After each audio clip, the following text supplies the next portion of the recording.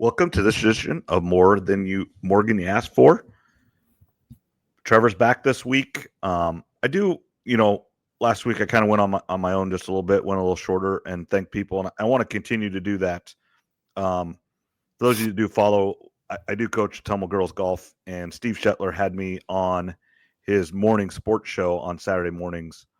And I do want to thank him for that and promoting high school sports, and then obviously bringing Ottumwa up to Sigourney for that day. And then Albia was there too with their soccer team.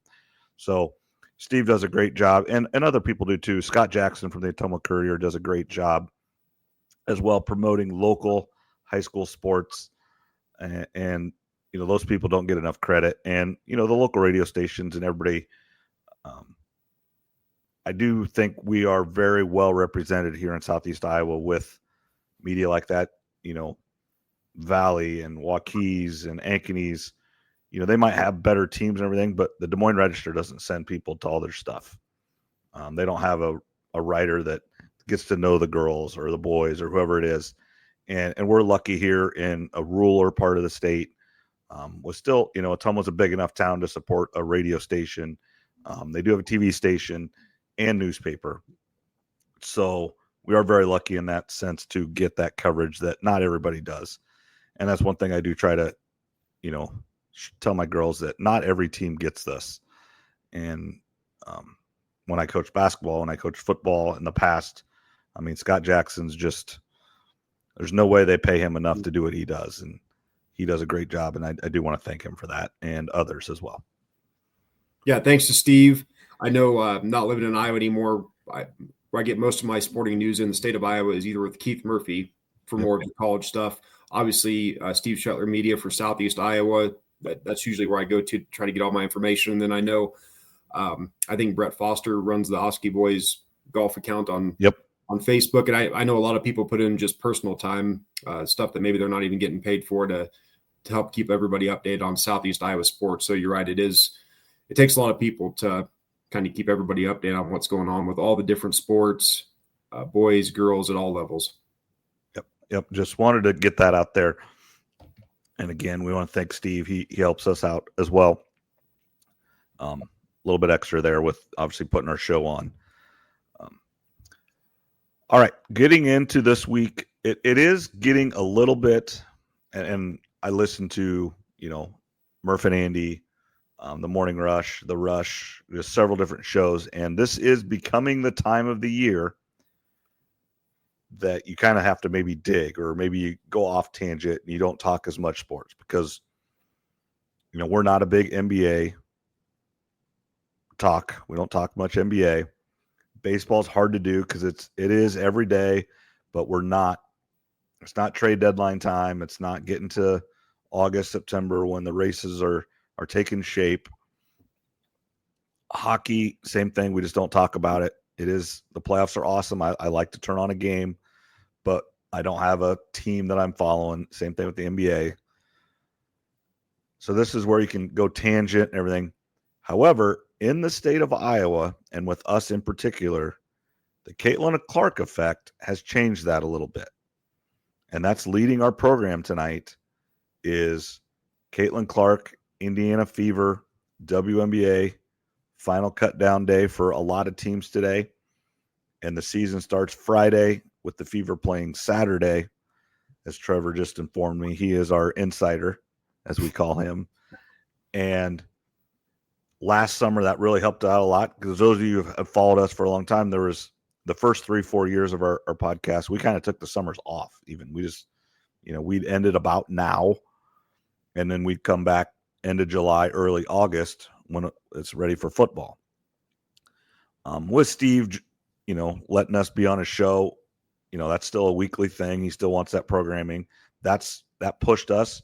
But then Caitlin Clark has helped that a lot, and not going on tangents and having to talk about Mount Rushmores and, things that always get done this time of year in sports talk radio and throughout the summer.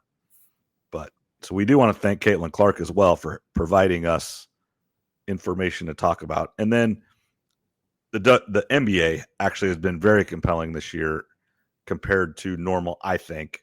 More storylines, some of that is with Halliburton being an Iowa State guy, kind of being the face of the Pacers. And you could almost say the most newsworthy person over the first 2 rounds of the playoffs. You don't know how it's going to go forward, but beating Giannis, last second shot, his dad coming in, now beating the number 1 seed Cavaliers 4-1, great game to end it. He's playing all NBA type right now. And with that local connection, that does help us a lot.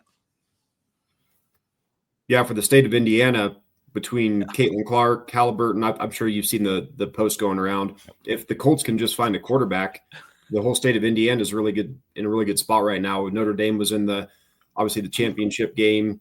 Indiana football's got Kurt Cinetti. Purdue, Purdue's good in men's basketball. So right. If the Colts can find a quarterback, the whole state of Indiana is in a pretty good spot. And really starting with Caitlin Clark, of course. Yep.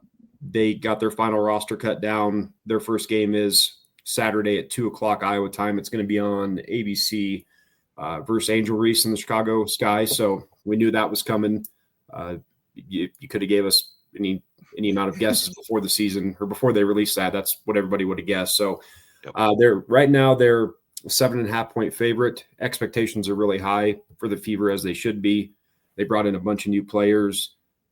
Caitlin Clark is the favorite to win MVP, which I think she and Asia should be, which those are the 2 favorites. What I'm really interested in the first game and then early on in the season, first of all, looking at their schedule, it's a lot more reasonable than it was last year, the first 10 games. So I really think they can get off to a 7-3 or an 8-2 start through their first 10.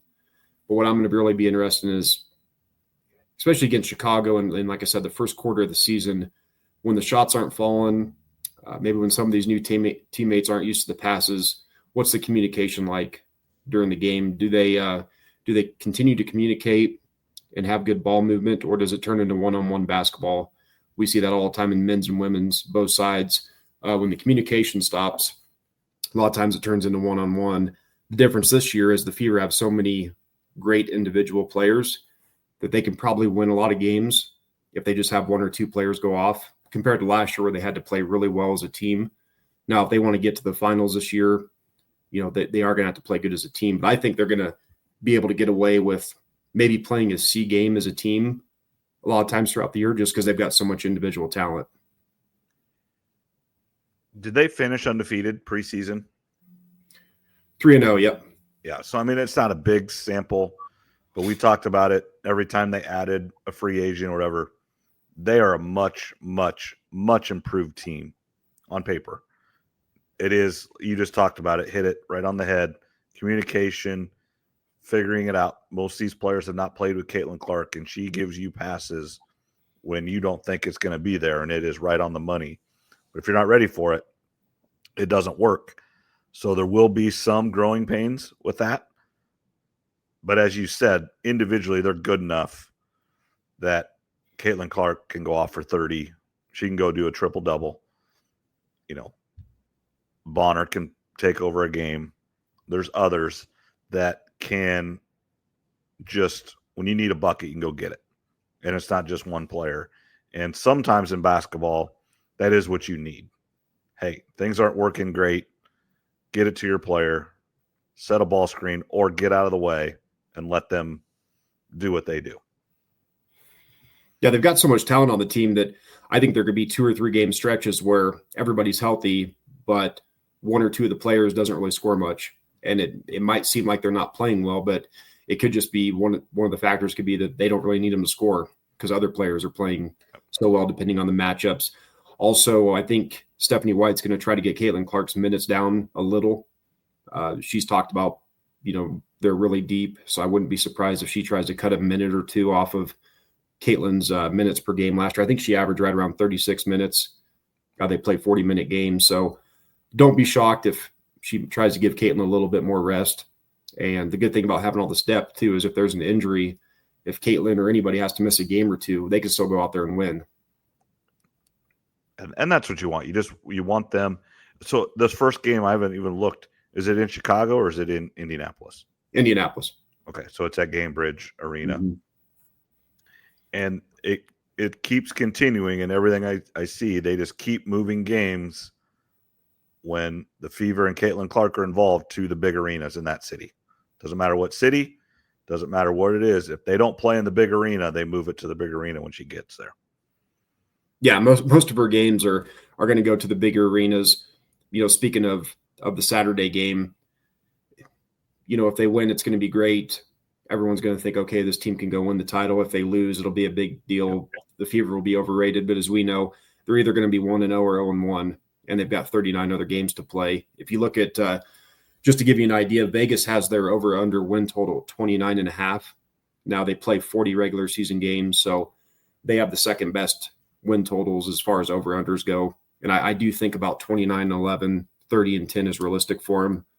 Last year they went 20-20 in the regular season. This season I would be disappointed if, assuming health, of course. I think 25-15 minimum is where they need to be or better. Yeah, and then health is always a thing, and we're going to get to that in the NBA real quick. And health is a real situation, and another great player, one of the elite players, goes down for a year. I mean, he's not going to be ready for the beginning of next year. And we'll get to that. But so besides the Fever, who is the team still favored to win it? You said they were second to win it? New York, I think their over-unders 30.5 or 31.5. And then the Fever, Minnesota, and Vegas are all tied at 29.5 with their win totals. So those are the big four. And most people think that's going to be the potentially any matchup of those four will be the finals. And, speaking of Chicago's win total is 19.5. So it kind of shows you the gap there between the Fever and the Sky. So we'll see how Chicago comes out that first game, but New York is the favorite, and then Vegas, the Fever, and Minnesota kind of bunched together. And New York is the defending champ, correct? Mm-hmm. Yeah, with Anescu, right? And there? And Stewart, and I'm starting to learn where some of these players are at. Besides, Indiana, and I'm sure you are too, and a lot of others that just started watching last year like we did. So I'm starting to figure out certain names. I'm starting to recognize them a little bit more, but. Yeah, last year I had no idea what to expect. I know you didn't. Nobody really did. Right. We didn't know what channels they were going to be on. We didn't know 95% of the players in the league.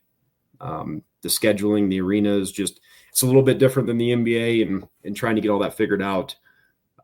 Feel like I have a little better grasp on it going into this season. And then, of course, the Fever are going to be on a lot of main broadcasts, so that's going to help the folks in Iowa and other places be able to watch the games. I did hear something, and I did not listen to it enough to go real in depth on this, but I believe Iowa and the Indiana Fever did some type of deal where in the Des Moines area, which is our local area, Channel 5 is going to have their games. Almost all of them, even the ones not on the national, obviously there's probably going to be some games on ESPN and stuff but they're like local broadcast that would be locally in Indianapolis on a random Tuesday night against whoever, I believe is being put on in like 3 or 4 places in Iowa, and Channel 5 in Des Moines. And I think there's a Quad City station and maybe a Sioux City station or a Council. I mean, there's 3 or 4 of them around that either bought the rights or were given the rights to something that they're going to be able to watch almost every game for technically free. You're right. I just got on their social media page real quick. So yeah, Des Moines, WOI, and KC. That's Channel 5. Yep. 23. So yeah, in the Des Moines area, and then Davenport will have their channels. But yeah, for Oski, that'll be 5 and 23, right? Yep. Yeah.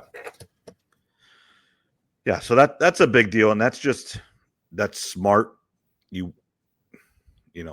The fire's going. We want to strike. I mean, don't let it fall, and the more people can watch,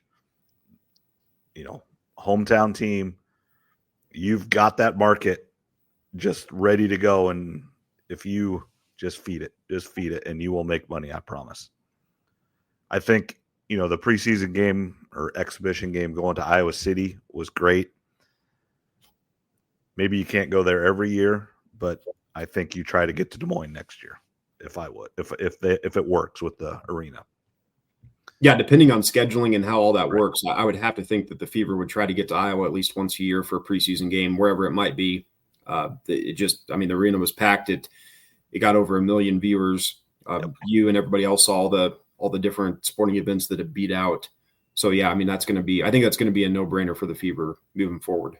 Yeah, it's just, ESPN will broadcast it. It will sell out in as little time as it actually takes to physically buy tickets. And yeah, it's just a big deal. As Iowans, we do everything we can to claim athletes like this. We don't have to do anything to claim her. She is from Des Moines. Her family is from Des Moines. She went to the University of Iowa, and now she's in a pro sports team that's not that far away.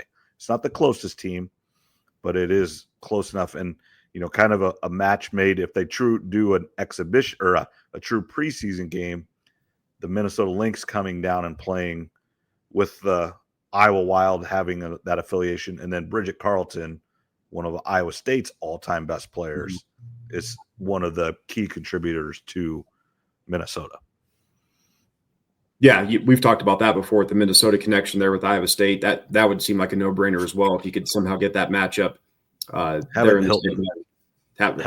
have Caitlin go play in Hilton. It would. It would work. It would be just fine.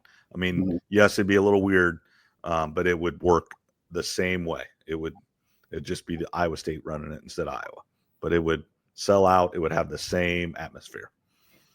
Yeah, it would definitely work. And speaking to Caitlin, real quick before we move on, to everybody notice she's added muscle. She's been working on that. The one thing I am interested in is the offense might be a little bit different. We'll see how she does with that. But I've talked about this. I think the Fever are going to be involved in quite a few scuffles this season, even more than last year. So, and then Caitlin in particular, she's going to get a lot of technicals this year. And I can't remember off the top of my head. I forgot to look it up. I don't know after so many technicals if you get suspended a game. The NBA has their own rules. But I wouldn't be surprised if she gets to that point and gets suspended a game. She already got a technical in that in the preseason. I think that's going to continue. That's really probably her biggest weakness is that final preseason game. She went down on the court after the Fever just scored. She was complaining to the ref, and the other team went right down and scored an easy bucket. If she's going to complain, she's got to get up off the court and get back. If you're going to complain to the ref, fine, but make sure you're hustling down the court. You can't be laying there unless you're hurt. So hopefully that's something that Stephanie White's going to clean up a little bit. But I wouldn't be shocked if Caitlin gets so many technicals that at some point she gets suspended a game, if that is a rule. Yeah, I do think, yes, they got way better players, but I think Stephanie White being her coach is going to help Caitlin and help that team. It's going to be she has the background and more of a, when she gets on Caitlin Clark or tells her to not do something, she does it. She's going to get on her, and she's not going to back down. Hey, I've done this. I know what I'm doing. Last year's coach didn't have that background. If she's whining and complaining too much and Stephanie White says, knock it off and get your butt back, I do think Caitlin's going to react to that differently than last year. Yes, Stephanie White's got a lot more power and respect in the locker room. You can tell that. So it should be a good season. Caitlin will definitely listen to her. I think she's going to become a better player. Obviously, it's year 2. She actually got some real time off, unlike last year, and that's what the rookies are going to have to do this year. The only difference is it's not an Olympic year. So Caitlin had the full effect of college right into the season. Obviously, she didn't make the Olympic team, but when they got that break, when they came back after that, that's when the Fever really hit their stride. So I think if the Fever could maybe start off like 9-1 or something, maybe they could flirt with the all-time win record, which is, I think it's 34 wins under the 40-game schedule that they're doing right now. Vegas had that in 23, but we'll have to see how the first 10 games go first, if they're going to flirt with that or not. I'm just really interested. If you look at one last betting thing, the 6th woman of the year, the Fever have 3 players kind of bunched together, not bunched together, but on it. You got Sophie Cunningham at 6-1, DeWanna Bonner at 15-1, and Lexi Hull at 25-1. And I think what's that saying is they're not sure who's going to start right long term. Is that 5th or 6th player? it's going to be a lot of rotations, and maybe they'll all cancel each other out, and none of them will win it, right? Yeah. Because they're so deep. Yeah. So let's, that's probably, good enough for the WNBA. Other Iowa State players that made teams. Bridget Carlton is, with Minnesota for sure. Lucy Olson did. This was a big question. Lucy Olson did make Washington. Any others that you know of? And I definitely couldn't miss some. Yeah, we'll probably definitely miss some. Obviously, Kate Martin on Golden State, but that was that was kind of a no-brainer one as well. That's Lucy Olson making it in Washington. Off the top of my head, I know we're probably missing a couple, but those two for sure. Yeah. So, but the Lucy Olson one was a big question mark, and I know she did make it, and that was kind of a big deal today on social media. Yep, they both made it. So it's nice that Iowa State and Iowa both have multiple players in the WNBA. The explosion's happening, so it makes makes the summer go by a little bit better, especially for us, because as you mentioned in the beginning, we don't talk a lot of baseball. I'm not a big baseball guy, but this has kind of got the whole state of Iowa eyeballs on it, and to have players from Iowa and Iowa State, it should just keep growing. Yep. All right, let's move to the NBA now. Well, really, the story is injuries. Steph Curry hasn't played for Golden State for a couple games, is questionable and working his way back, might be available for Game 6. But then I believe it was Monday night, which my days are running together, and that's a whole nother topic that we could talk about, but we won't. I've had golf tournaments and just things going on, and I get home, I either go to bed or I don't get home till 11:30 at night. Like tonight, we're going late here. We're started about 10 o'clock, and I walked in my house about 9:45.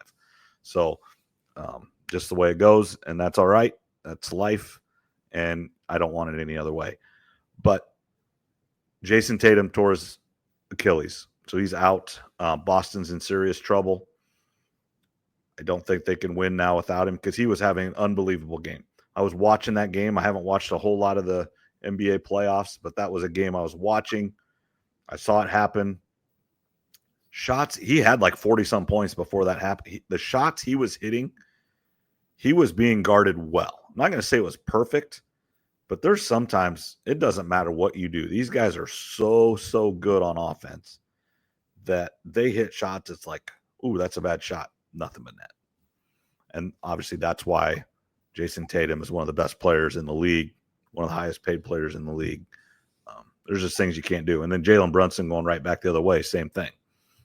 And just a way different player, but just so tough and tenacious, gets to the rim and finishes in all kinds of weird ways because he's not a big guy down there. It's really unfortunate for Boston. I mean, Jason Tatum, one of the best players in the league, basically already a Hall of Famer. I think he's only 27 years old. Yeah, I'm pretty sure. So, yeah, he's going to miss most of next season. They did win tonight, though, so they're still alive. I think most people expect, obviously, the Knicks to at least win one of the next two. It would be a major letdown for Knicks fans if they somehow blew this now that Jason Tatum is out. Spike Lee would lose his mind. And here's what's, the Knicks are weird. They've been horrible, and they're finally getting better. They got those Villanova guys, and they're getting better. They made a trade for Cat. But looking at who is at those games, I mean, you had all the former Knick guys there. You got Rick Pitino, who used to be their coach. And then you got some of the celebrities. Obviously Spike Lee's always there. But when it's just like USC football or any of those big teams, when they win, those people come. And the price of everything goes up, and the Knicks make more money. And it's not a bad day to be the big time and being relevant when you're the New York Knicks.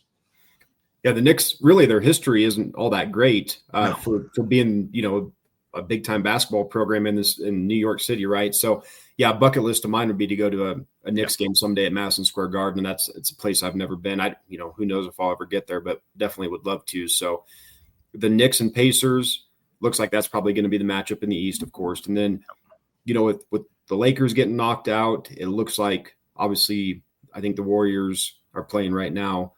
They're probably going to get knocked out too. Steph's hurt.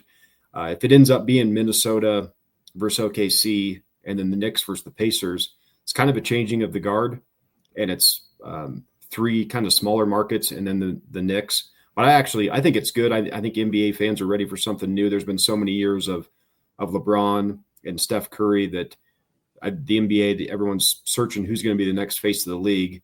It seems like Anthony Edwards is willing to take that. He's not scared of it. He's very charismatic. He's more personable, I guess, than Jason Tatum is, even though Jason Tatum might be a more well-rounded player and already a champion. But it feels like Anthony Edwards wants to be the face of the league. Tyrese Halliburton's getting talked about all the time because he got voted most overrated, which he's proven that wrong time and time again, which is really nice to see. And then you've got the young Oklahoma City Thunder. If they can knock off Denver, of course, who was a champion a few years ago. The Final Four for the NBA is setting up to be, some new teams finally. Yeah, the NBA deep down really wants those Knicks, though. The other three markets are not very big. The Minneapolis market isn't. I mean, it's big enough. But if it would be Indiana and Oklahoma City, that's a couple small markets. Small markets, I'd be interested, what the ratings would be compared to other years. But I think fans are ready for something new. Maybe the ratings would turn out to be high. It just LeBron and Steph carried the league for so long. The league is searching for who's going to be that next guy or couple of players. And Anthony Edwards seems like he wants it. Now, part of that comes with becoming a champion at some point to be the face of the league. So we'll see how it plays out. And Edwards was the number one pick out of Georgia, right? I mean, he was good, but you didn't see him much, right? Was he the number one pick? I forget if he was, but you're right. He did play at Georgia.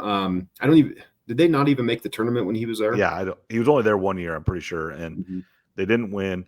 But where I first saw him, and I thought he was really good, was the Adam Sandler basketball movie Hustle. And he was Sandler found this guy from Europe and was bringing him over and trying to get him there. But this guy was he was kind of playing himself, the number one pick-ish. He was the hot shot. And I thought he was really, really good in that. And as you said, he's trying to be the face of the league. He's charismatic. He's kind of a pest. He's getting into Steph and he's getting into Draymond, just getting into LeBron, just getting into all the guys that he grew up, was a huge fan of, I'm sure, as a basketball player and basketball fan. And that's what you like to see. The NBA is different. You see their faces. You see them interact with each other. The NFL is the most popular, but no one has any idea what is said to Tom Brady, Ray Lewis to Tom Brady in 2007, game. It might be the best thing ever. They're trash talking each other. I guarantee you. But you just don't know it because you can't see it through the face mask. You don't see their face. The NBA, the basketball players are so close to the crowd. And that's a whole argument there with the Halliburton thing, which is kind of scary in the big picture. But that's what makes basketball so much different and so popular for a lot of people because you can get close to them. You can see their face. You can read lips and see what they're saying and stuff like that. Yeah, the NBA is about the individual or a small group of individuals. Like I said, you can see their face. You're close to the game. They all have the different shoes going on. That's a big deal. Social media, whereas the NFL, it's more about the shield. Obviously, Patrick Mahomes and some of these guys are really popular, but we went from Montana, Steve Young, Elway, Brett Favre, into the Peyton Manning, Drew Brees, Tom Brady, Aaron Rodgers. Most of those guys are retired now, except A-Rod, which we're still waiting on. But now we've got Mahomes, Burrow, Allen, and Lamar, and eventually those guys will retire, and the NFL will just keep moving along. The NBA is a little bit different, though, just kind of like what you explained. The fans are closer. It's a little bit more of an individual sport, and it does seem like Ant wants to become that guy. And he's good. And that's Minnesota has not been good. I think they've been to the finals, the conference finals, one time in their history. Now, they're not super old. They were a mid-90s expansion team. I remember when they started. I think it was them and the Hornets, early 90s, I believe. 92, 93 would be my guess. I don't know that for sure. Maybe late 80s. But yeah, I remember when they started, Kevin Garnett was their guy. They were always good, but they could never get anywhere in the playoffs. Yeah, was that the Hornets? Was that Hornets jacket that everybody had in the 90s growing up? I had it. I had a Hornets poster. I loved them. Larry Johnson, Alonzo Mourning, and Muggsy Bogues. That was the three people on my poster. Yeah, I saw something on Instagram the other night that 90s kids or something, but it'll show a video or a picture or something that everybody had, and it was that Hornets jacket. Well, and everybody had the starter jackets, and there were a lot of Hornets because it was the colors. They were different. Yeah. It was the teal. It was the green, whatever. I mean, it was kind of purple, but everybody had a starter jacket. And I remember we went to Des Moines mostly, but every once in a while you go to Omaha just for something different. Wasn't that much farther from us. And then everybody had Nebraska. I mean, obviously, we're talking when I'm 12, 13 years old, Nebraska had just won a national title. They're winning another one the next year. Everybody was wearing Nebraska starter jackets. I mean, when you went to the mall in Omaha, I mean, they are nuts. And the joke now is they're still wearing those same starter jackets 35 years later. Still living in the glory days. Oh, yeah.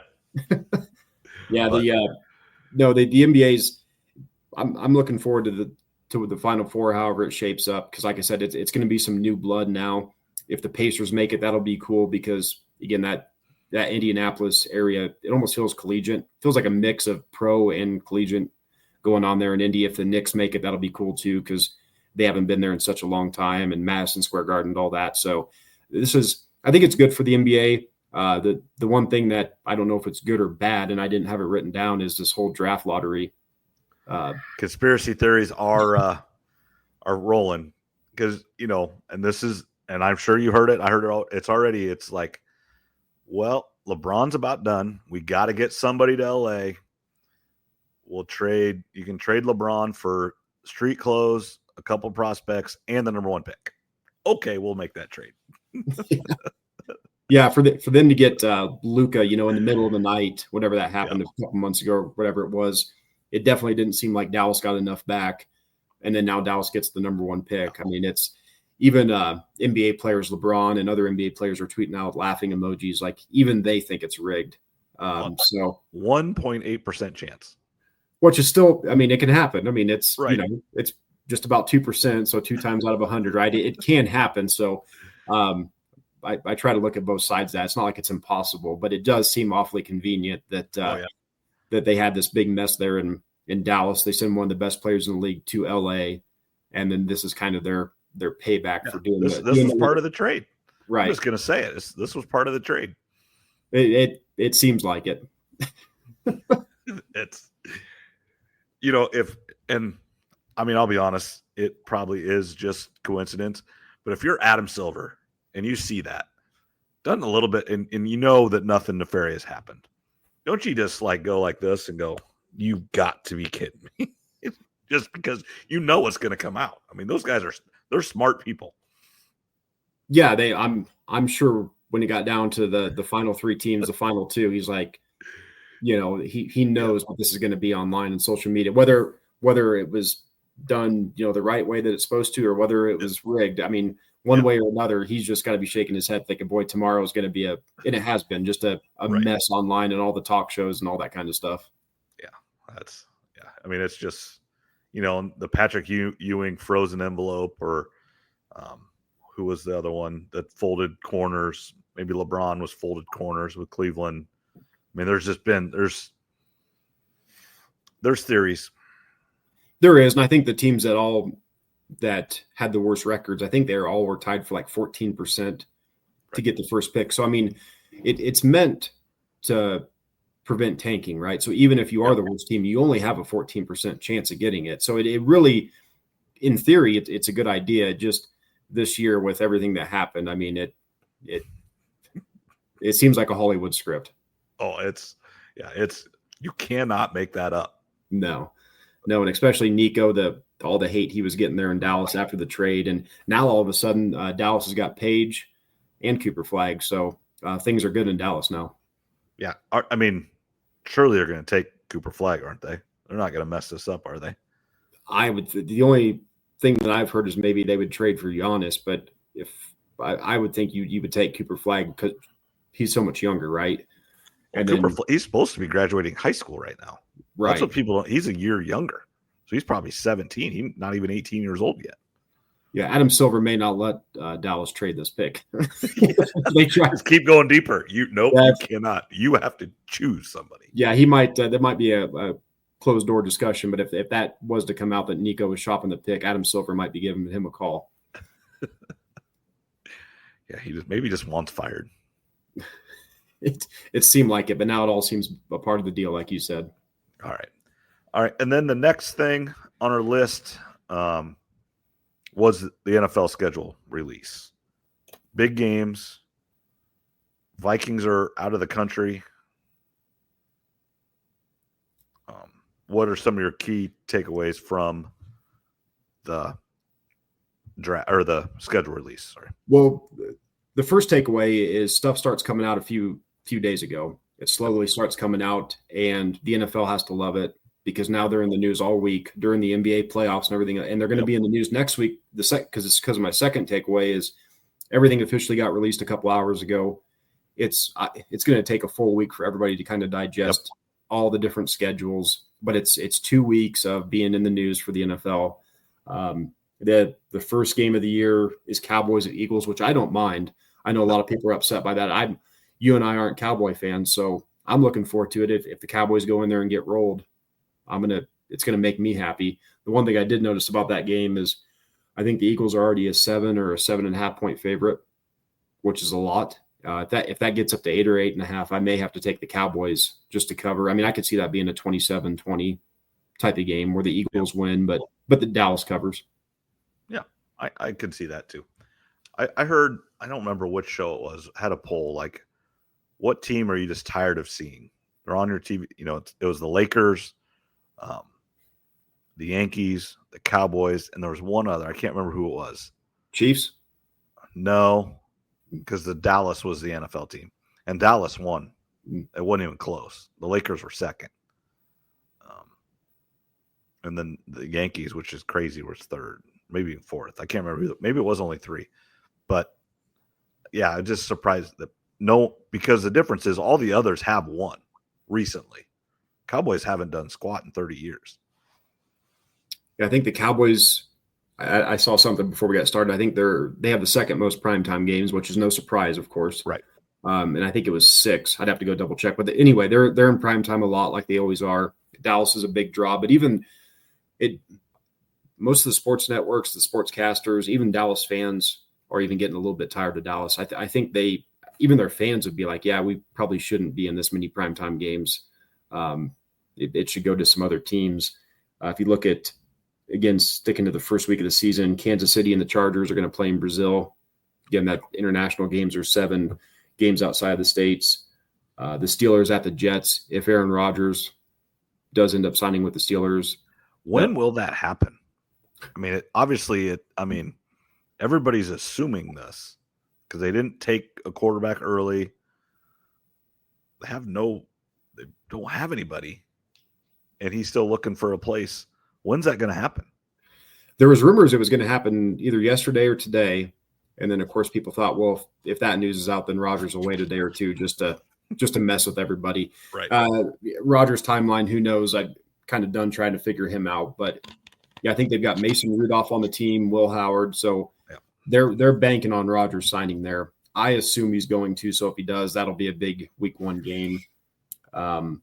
Looking at the Thanksgiving lineup, which I think is I like the Thanksgiving and the Christmas games. Thanksgiving, we got Packers at Lions, followed by Chiefs at Cowboys, and then the night game will be Bengals at Ravens. Yeah, those are good. So a good divisional matchup at night. Then obviously, the Lions and Cowboys always host. You said the Packers, right? Yep. Yeah. So, I think the NFC North is. I was listening. Now he's a Bears guy, or he's a Chicago. I shouldn't say but David Kaplan. He thinks the Packers are going to finish last in that division, but I still think they're going to be decent, even if they end up do finish last, because that means everybody else is it's kind of like last year where the Bears weren't great.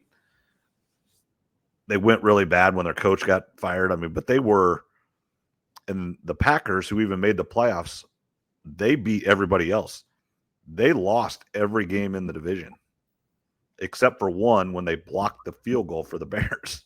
That was the only win the Packers had in the division. Now they won like all their other games. So, so obviously he's a huge fan of the coaching hire and then boosting their lines to be a much better team. He thinks the Bears will finish second in that division. That's a tough division to figure out. It's going to be a gauntlet. That division's loaded right now. Speaking of your Bears, they play on Black Friday right after those Thanksgiving games. They're at the Eagles, which is going to be a tough one. That's a tough game. Yep. And then, go ahead with the division. Yeah, it's a tough division. Yeah, and then, obviously, J.J. McCarthy is just a huge question mark. He has the talent. They say he has every throw in the book, a good leader. He just hasn't done it. And it's not his fault. He got hurt. But it's just hard to rely on someone that's never done it when you're trying to win, quote unquote, the toughest division in football and trying to get to a Super Bowl. Yeah, all those teams have question marks. The Lions, they lost both their coordinators. The Packers, like you said, played really bad in the division last year. The Bears are the Bears and have a new coach. We think they'll be better, but we don't know yet. And then the Vikings, who had a really good record, they brought in some good free agents, and they have a really good coach. My gut feeling is they probably finish last, but if McCarthy can play, so all four teams have a little bit of a question. It will be interesting to see who finishes on top of that division. Do they send 3 teams to the playoffs again?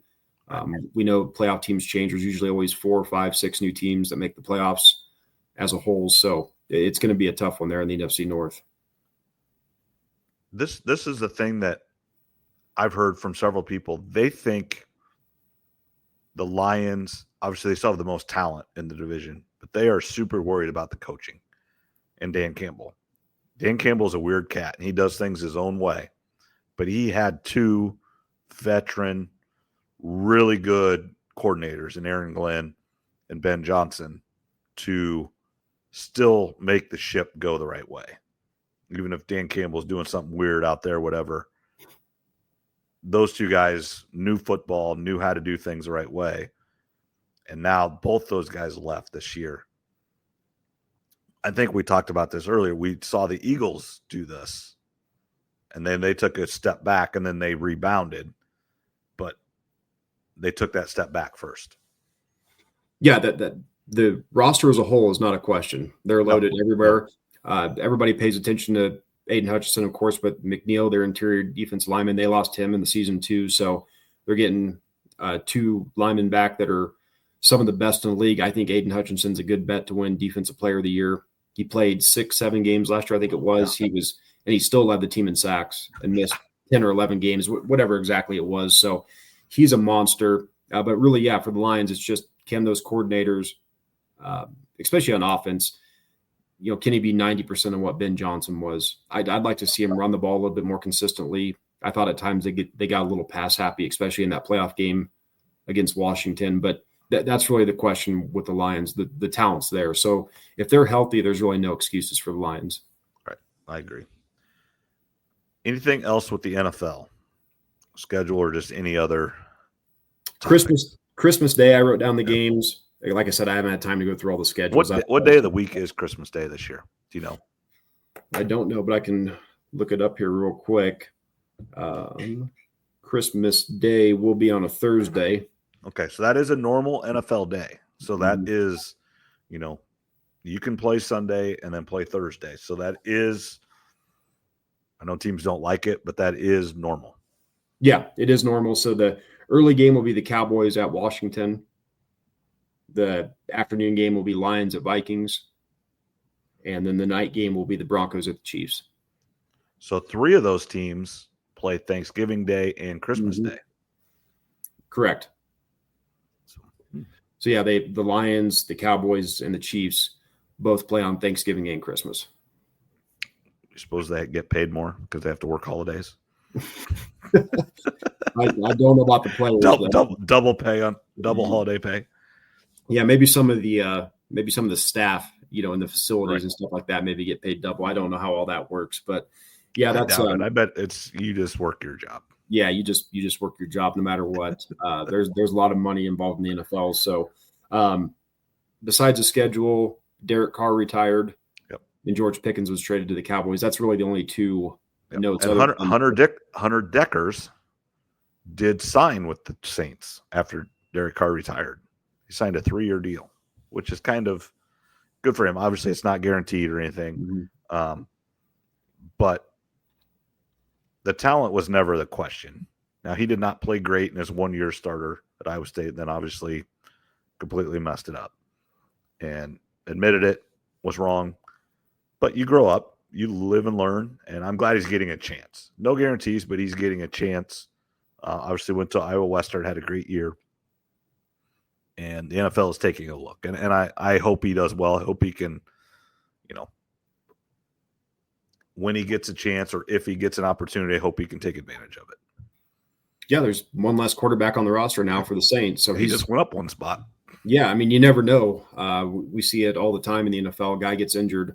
Who knows if somebody gets injured in camp or in a preseason game, maybe he gets a few snaps and works his way up the depth chart. So yeah, that's pretty cool. But yeah, Derek Carr retiring, there was some rumors of the injury. He was going around doing church sermons, and then the sports networks were reporting it. Then he got mad that they were reporting it, and then a week later he retires. A good career. You wonder how good his career would have been if he hadn't been on the Raiders and the Saints. What if he would have gotten Andy Reid as a coach? Would he have maybe won a couple playoff games? I'm not saying he would have got a Super Bowl. I don't think that would have happened, but I think if he would have had an Andy Reid, maybe he could have won a playoff game or two. Yeah, any player, it doesn't matter. It doesn't have to be a quarterback, but you always think of quarterbacks.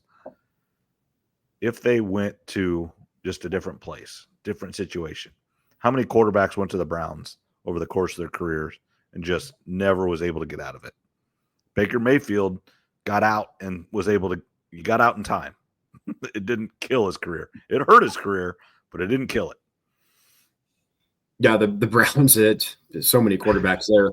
We'll talk about the Browns plenty coming up this season. We'll save that for another time. But you're right. For any player, if you go to a bad team, you have a bad coaching staff, maybe you don't get the opportunities that you want. It just depends. And speaking of really talented players who are blowing opportunities kind of, is George Pickens, who the Steelers finally said enough is enough. I told you the year that he came out of the draft, that was my favorite receiver out of that draft. Right. He went in the second round because of, all the reasons that we're seeing over the last few years.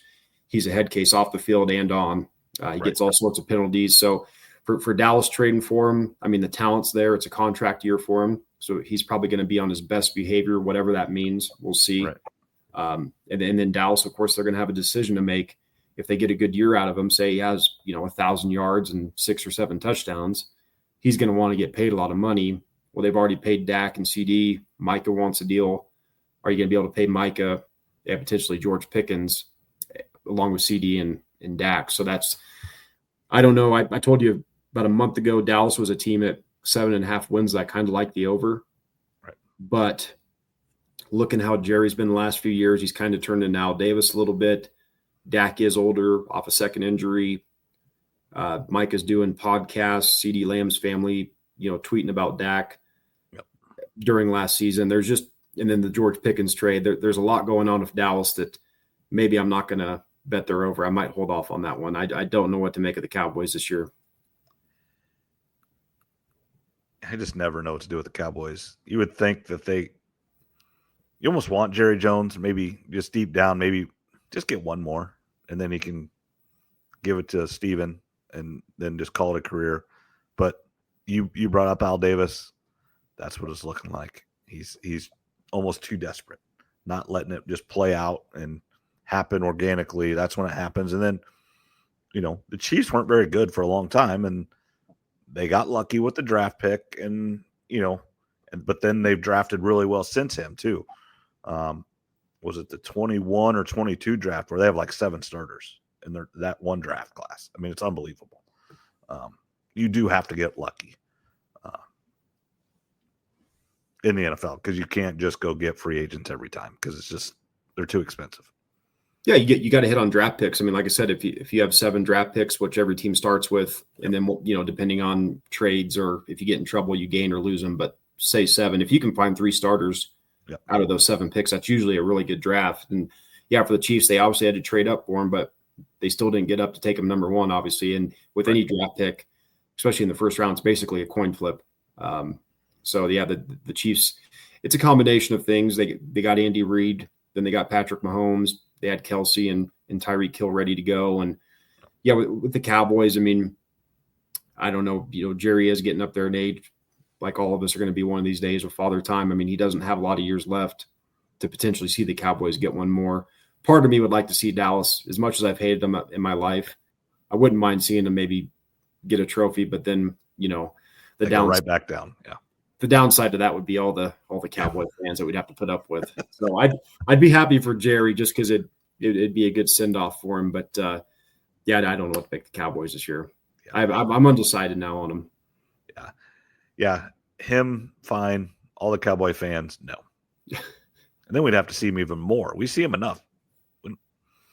Yeah, 2 weeks of Super Bowl week leading up, and then if he hosts a trophy, yeah, it'd be a lot. It'd be entertaining. I mean, it'd make for some really good television and storylines throughout the year. But yeah, I think for Dallas, I'm just going to stay away on their over-under. Maybe before the season, I'll make a decision. Yeah. All right. And then our last topic here, PGA Championship starts tomorrow morning. Quail Hollow. Rory McIlroy has absolutely dominated that course in the regular tour stop there. Can he go back-to-back? I hope so, because I got him in our draft tonight. And then the other thing that they're talking about, which, right or wrong, it would have been brought up, but it's getting brought up way more since Rory completed his Grand Slam, is can Jordan Spieth complete the Grand Slam this week? He has not played well, I would say, over the last 2 years. He is playing better. I don't think he can do it. I don't think he's in enough form, but you never know. Yeah, for me, the players that are under the most pressure, I mean, you got the big 3. Those guys are kind of jumbled together. They've won majors recently, so I don't think there's as much pressure on them, but I would put Justin Thomas and Jordan Spieth under the most pressure, I guess you'd call it, for this tournament. Justin Thomas is obviously playing a lot better than Jordan Spieth is right now. I think Justin Thomas has won here before, I believe, or he's played well here before, one of the two. For Spieth, obviously he needs it for the career Grand Slam, but it does feel like, obviously you said you had Rory in our pool. It does feel like one of those 3 are probably going to win it. Most people I listen to, articles I've written, they don't really like a lot of long shots this year for the PGA, but I had a picture I meant to send to the group of past PGA champion players that have won it and what their odds were pre-tournament. So last year, Xander was 16-1. Okay. In 23, Brooks was 20-1. 22, Justin Thomas was 16-1. In 2021, Phil Mickelson was it 2,500-1? Oh, probably 250, I should say. 250. Okay. Colin Morikawa 30-1.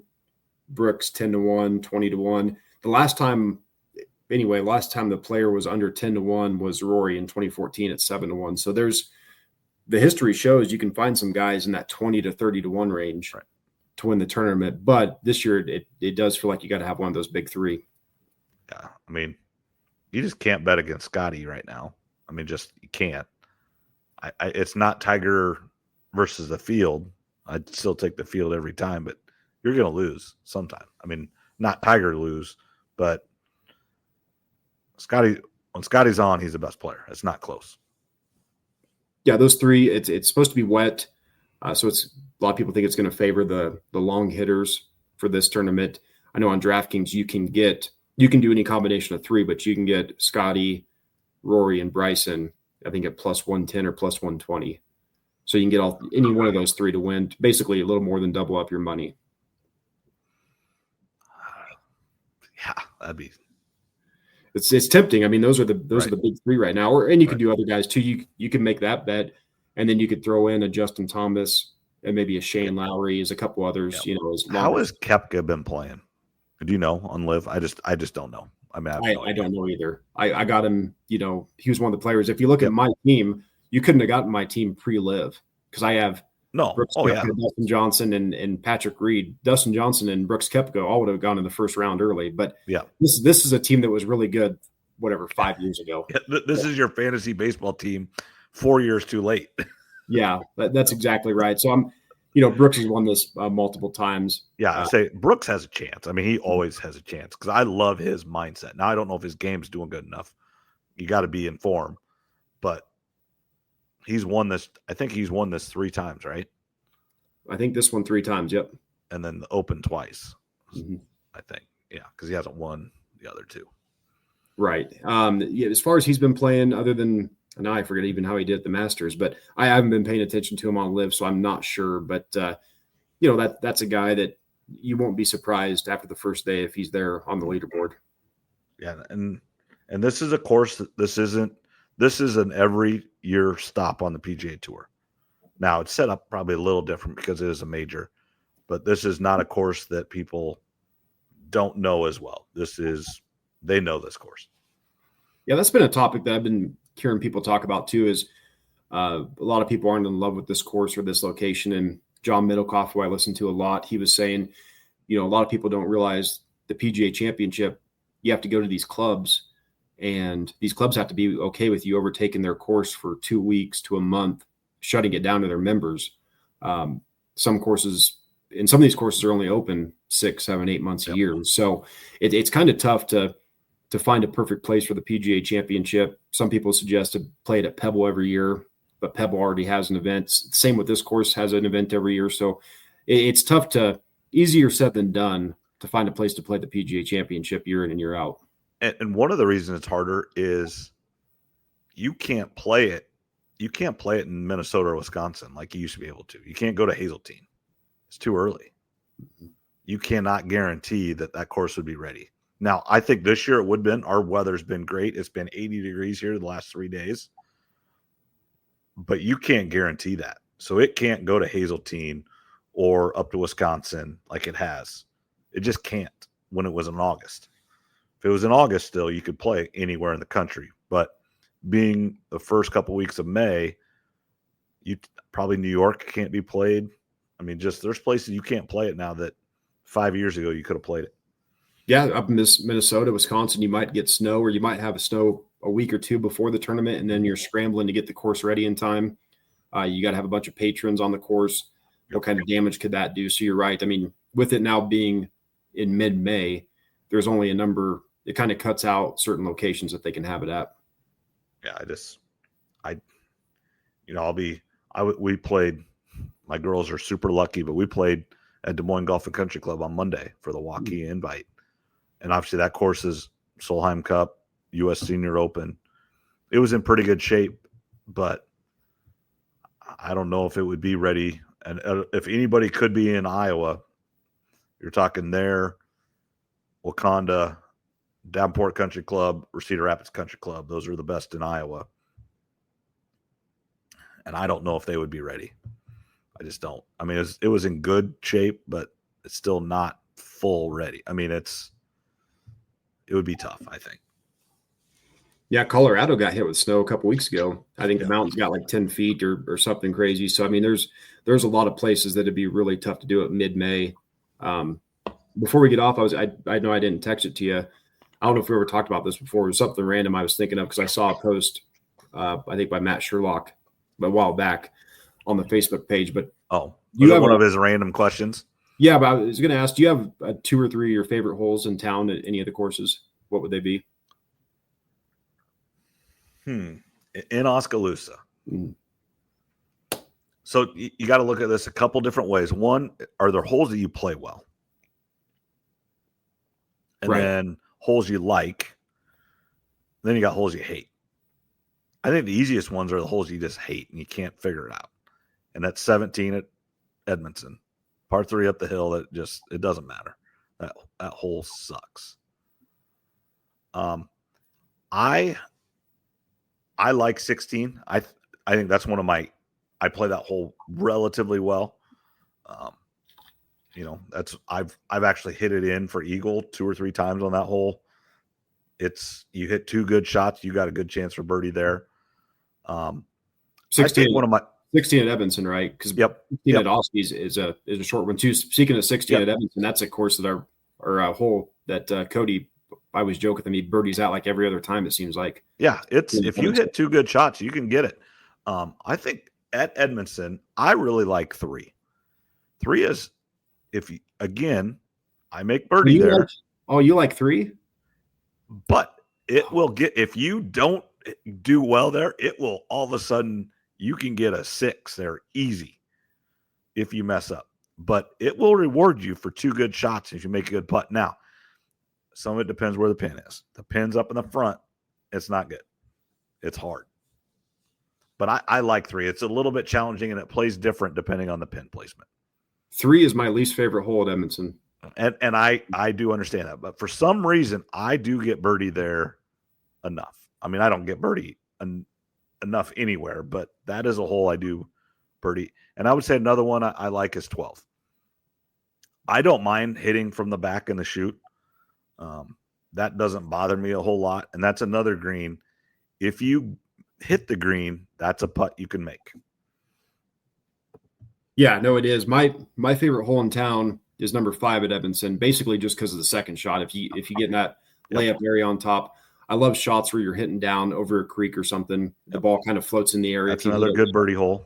I like that. And then my favorite, and I've probably now at this point in my life, I've probably played over 100 different golf courses, in different states.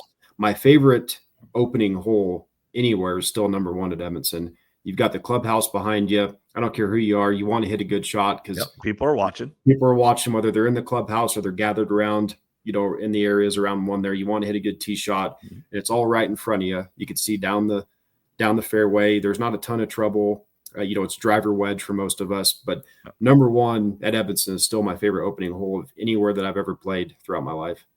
Yeah, one of my least favorite holes is number 1 at Oski Golf. The par 3, right along the road. I just never seem to hit a good tee shot there, ever.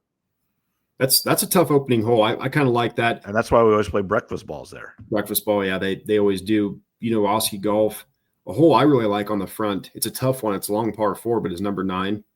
Yeah, it's long. It's a long one, but that was the hole when I worked there for a couple of years. I practice on that hole more than any other hole on the course. So I think that's part of the reason I like it. And it's one of those 2 where if you hit a good drive, you're coming up by the restaurant and the clubhouse and the putting green. So you want to hit a good shot and you don't want to shake it over toward that putting green or hit one of the windows. So there's that added pressure of the clubhouse right there.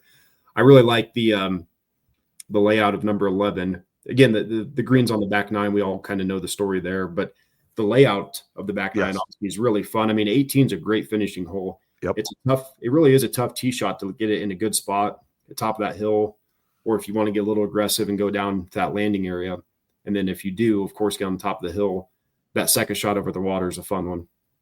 Yeah, and that's actually, we go there tomorrow for a golf tournament, and they will probably change 11 and 18 because they're hard. You're carrying water, and Corey has on 11, he doesn't make him hit over the first, your driver there. We just played as a par 3, and the same thing with 18, put it 100 yards out and just literally just hit it over the water. You don't have that drive and then hit over the water.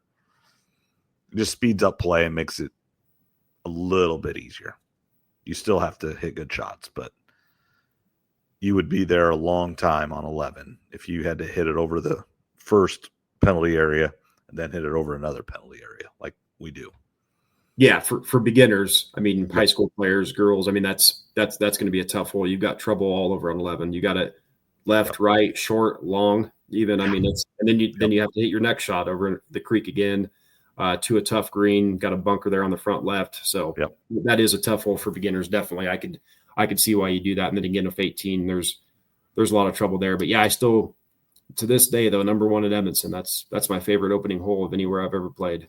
Oh, it's a good one. Yeah, again, you just try to hit it right down the middle because everybody's watching. Mm-hmm. And then one last shout out. I know as we're ending here, I think I saw did Zach's son Jordy shoot a 69? Did you see that? Yep, 1 under today in their, I don't know what the boys first sectional. I think it's the sectional qualifier, And then, so they will move on to the district final, which will go to the winners of that one, top couple teams and players to go to the state tournament. But yeah, Sigourney had a great day. Obviously, Zach's son, he won it with the 69. Sigourney had the top 5 golfers in their sectional. Then there was a player there, and then their 6th player was the 7th. So 6 of the top 7 golfers. I think they shot a school record 286, and they will move on to Anita, which is Crestwood Hills Golf Course, which is where I grew up playing. When I got a little older, I grew up at 5x80 Country Club, but then that Anita course opened up another 9 when I was probably 12 or 13, and so I asked Dad if we could go over there so we could play 18 holes. And my dad was okay with that. So we started going over there because it was really, so 580 was about 10 miles from our house, and the Anita golf course is about 12. So it didn't really matter. Neither one of them were in town. So no, I just wanted to give a shout out to Jordy Trimble, and now we can give Zach a hard time. Yeah, now, he's might not be the best golfer in his house now. And his daughter Addie is one of the best players on his girls team as well, and she's getting better each time. She shoots most of the time under 50 for a 9, so right about 100, which for a young sophomore. Natty hasn't played a ton of golf, just getting better, and she does a great job as well. No, that's good to hear. Zach's done a really good job coaching him up, which is no surprise there, and just got to give Zach a hard time that his son can beat him now. Yeah, I know Jordy. Zach had to go buy a new golf cart because I think Jordy started playing too much golf, and he was wearing out his other one. Yeah, that's getting him into golf is great, but then they want to get all the clubs and the cart and all the gear, and that's not cheap. Golf's like any hobby that it sounds like people I talk to have different hobby. I mean, everything's expensive now. It doesn't matter. It doesn't matter what it is. Absolutely. I think walking is the only free hobby left. Yeah, but then you got to buy the Fitbit watch, and I know people that wear the heavy weighted chest things, and you get the Camelback water thing, so you can even make walking expensive. You can. Got the fancy earbuds. Yep. Yeah. No, but shout out to Jordy and Sigourney and Zach and all those players. Yep. They did a great job, and they'll have a good chance. I don't think it's going to be a walk in the park like it was today to get to the state tournament. But if they play well, I think they should be able to move on. Well, hopefully next week when we get on, we'll have some more updates on them and some other things going on around the state. Nope, very good. All right, thanks a lot, Trev. Just a little over an hour, so right where we want to be. Thanks a lot. And for Trevor Voss, I am Ryan Morgan. This is Morgan You Asked For podcast. Thanks for listening, and we'll talk to you next week. Have a good night.